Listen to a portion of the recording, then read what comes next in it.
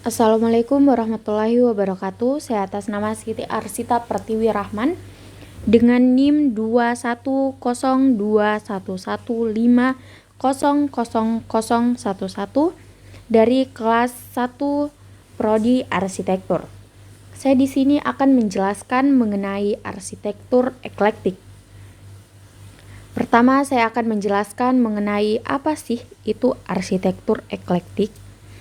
Arsitektur eklektisme adalah aliran memilih, memadukan unsur-unsur atau gaya ke dalam bentuk tersendiri. Arsitek, pemilik bangunan atau keduanya bersama memilih secara bebas gaya-gaya atau bentuk-bentuk paling cocok dan pantas menurut selera atau status sosioekonomi mereka. Eklektisme sudah ada sejak Renaissance, di mana elemen Romawi digabung dengan unsur lain dan Romawi mengambil bentuk Yunani digabungkan dengan unsur lain. Dari segi sejarah, ciri pengulangan bentuk lama sering disebut dengan post-Renaissance, neoklasik, dan kolonial arsitektur modern. Perkembangannya yang dimulai dengan eklektisme selain karena kejenuhan pola klasik lama juga karena semakin banyak pilihan untuk digabungkan atau diulang tetapi dalam pola, konsep, dan bentuk baru. Selanjutnya yaitu desain gaya eklektik. Desain gaya eklektik pertama yaitu menggunakan dekorasi dengan motif dan detail.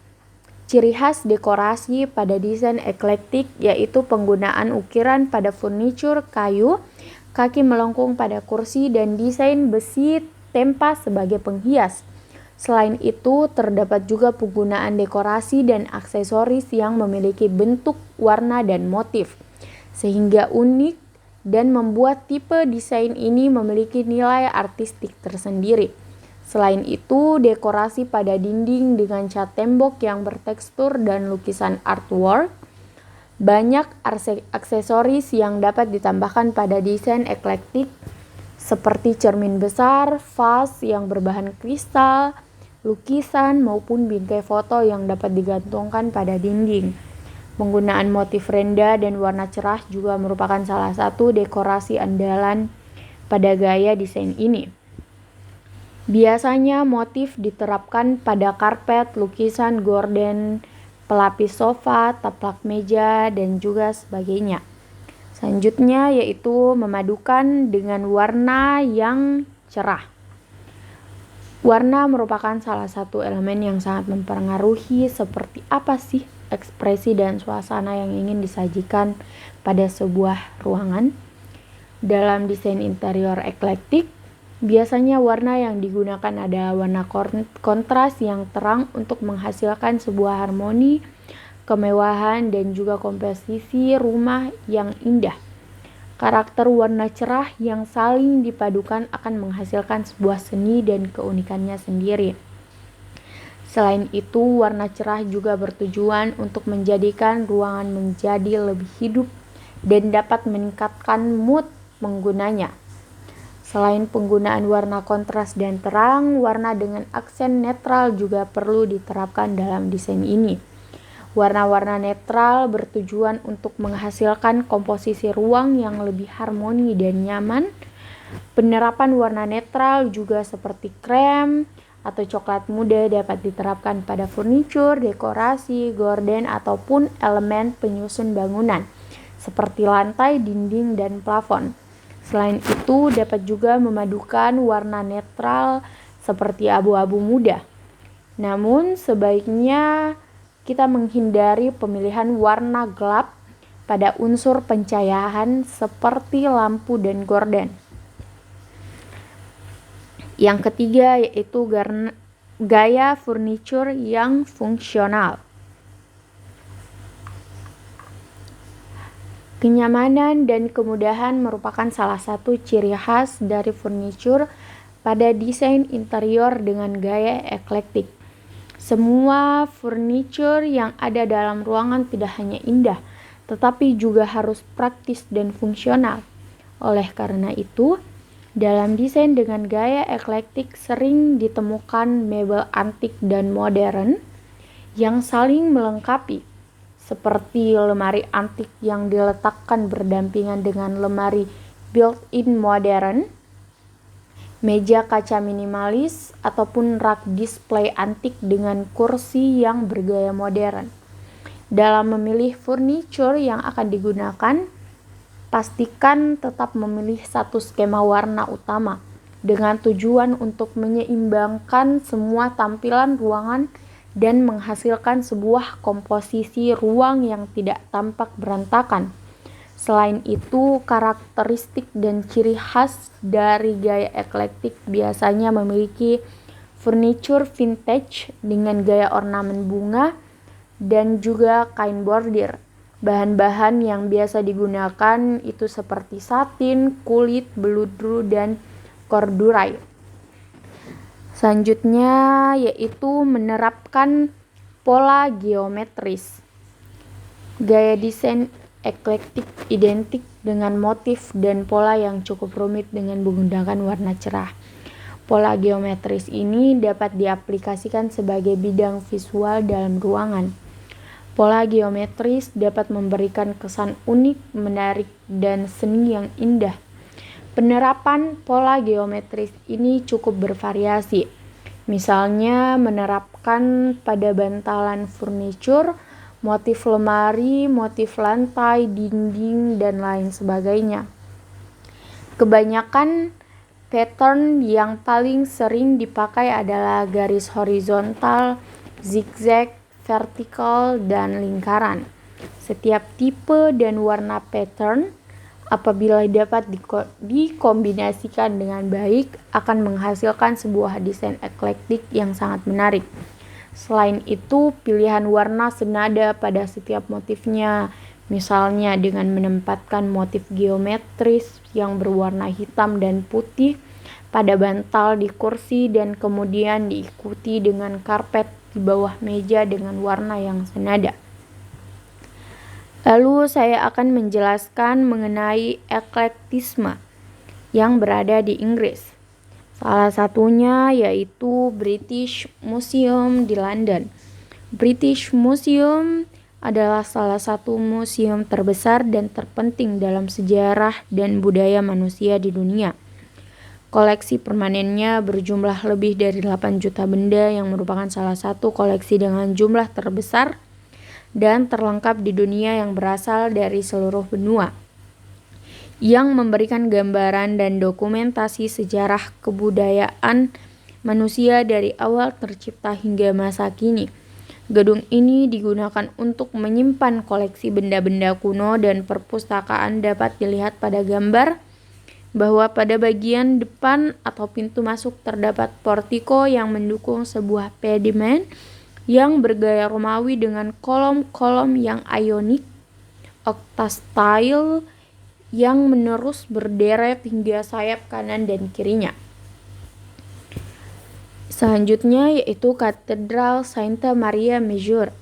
Gaya arsitekturnya yang mengulang dan memasukkan berbagai keanggunan bentuk klasik, antara lain Romanesque Prancis yang dapat dilihat pada pelengkung jendela, pintu, dan ornamen.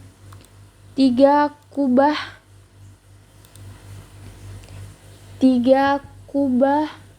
utama besar di tengah diapit dua kiri kanan yang menjulang membentuk pandangan simetris diambil dari Byzantine. Penggunaan bahan dinding setempat dengan selang-seling warna tua dan muda membuat garis horizontal merupakan ciri-ciri arsitektur Mediterania. Eklektisme terlihat dari pencampuran budaya sebagai akibat letak geografisnya dan fungsi kota Marseille sebagai kota pelabuhan dan persinggahan di Eropa. Selanjutnya yaitu Palais de Justice. Bangunan ini berada di Belgia dan dirancang oleh Joseph Pollard dengan menggunakan berbagai unsur klasik, penggabungan unsur klasik, di mana titik sentral dari kompleks bangunan terdapat sebuah menara berkubah di atas balai utama. Kubah disangga oleh kolom-kolom berdenah lingkaran sehingga membentuk bidang silindris. Penyangga di bawahnya lebih lebar tetapi berdenah bujur sangkar. Seterusnya makin ke tepi bangunan berbentuk segi empat ini makin rendah sehingga tersusun bentuk piramid. Selanjutnya yaitu Capitol Washington. Arsitektur Capitol Washington menjadi model dari banyak gedung Capitol negara bagian lainnya di Amerika Serikat. Sebagian besar bentuknya mirip, tetapi lebih kecil. Pada titik di mana Tugu Washington berada, didapatkan sumbu Capitol Lincoln Memorial dipotong tegak lurus oleh sumbu lain, sehingga membentuk salib. Berujung White House di utara dan Jefferson Memorial di selatan. Sistem sumbu luas terbuka dalam skala banyak diterapkan di kota-kota Eropa untuk mendapatkan kesan monumental, megah, dan juga berwibawa. Eklektisme tidak hanya mengulang bentuk-bentuk atau bagian-bagian arsitektur klasik, tapi juga dalam tata letak dan tata kota. Capitol terdiri dari bangunan tunggal besar yang berarsitektur simetris. Sumbu tengah gedung yang didominasi oleh sebuah kubah pada puncak kubah yang diletakkan patung kemerdekaan yang setinggi 6 meter dengan di atasnya sebuah lantern berupa kolom-kolom membentuk penyangga silindris. Tinggi Capitol hingga puncak patung 87,65 meter. Pada dinding silindris sebagai perletakan kubah terdapat deretan jendela kaca.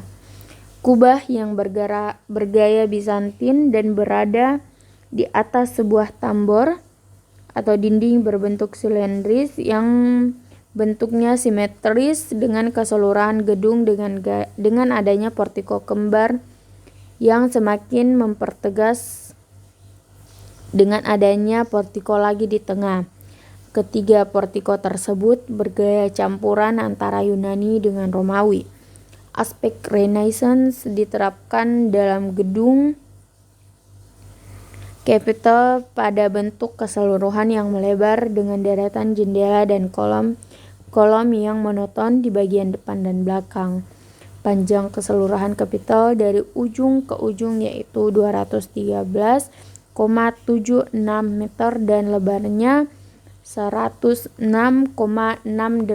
meter yang terbuat dengan bahan utama batu dan marmer. Selanjutnya yaitu Richmond, Virginia.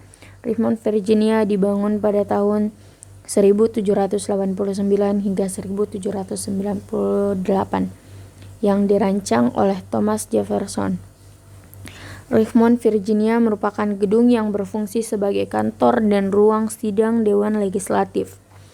Arsitekturnya mengambil bentuk kuil Yunani dan mirip dengan kuil Romawi yang mempunyai tangga selebar portiko dengan kolom Ionism penyangga sebuah pedimen. Segitiga pedimen menyatu dan merupakan ujung atap utama yang berbentuk pelana. Pengaruh Palladianisme terlihat pada kedua sayap simetris di bagian kanan kiri bangunan utama. Dan yang terakhir yaitu Gereja Protestan Semarang. Gereja ini sering disebut dengan nama Gereja Belenduk. Gereja ini telah menjadi simbol dari kawasan Kota Lama Semarang. Gereja ini merupakan peninggalan penjajahan Belanda yang memiliki ciri Indis, yaitu pencampuran dua budaya Eropa dan Belanda dengan budaya Jawa di Semarang. Budaya ini berpengaruh juga pada kehidupan masyarakat. Masyarakat Indis mempunyai bangunan besar yang memiliki tiang-tiang dan kolom-kolom besar di depannya untuk memberikan kesan mewah, megah, dan wibawa dari golongan orang-orang Eropa sebagai penguasa di tanah jajahannya. Gereja ini dibangun pada tahun 1753 sebagai gereja pertama di Semarang dan telah dipugar pertama kali pada tahun 1894 oleh arsitek Belanda Hippa de Wilde dan Westmas. Ruang dalamnya tidak begitu luas karena dinding gereja ini memiliki tebal 3 kali lipat. Memiliki 2 menara di sisi kiri dan kanan.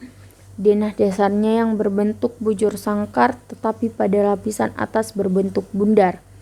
Bentuk bangunan sangat khas kolonial Belanda.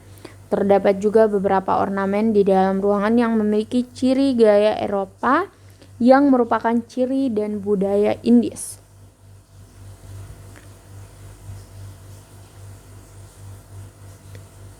Sekian penjelasan dari saya. Wassalamualaikum warahmatullahi wabarakatuh.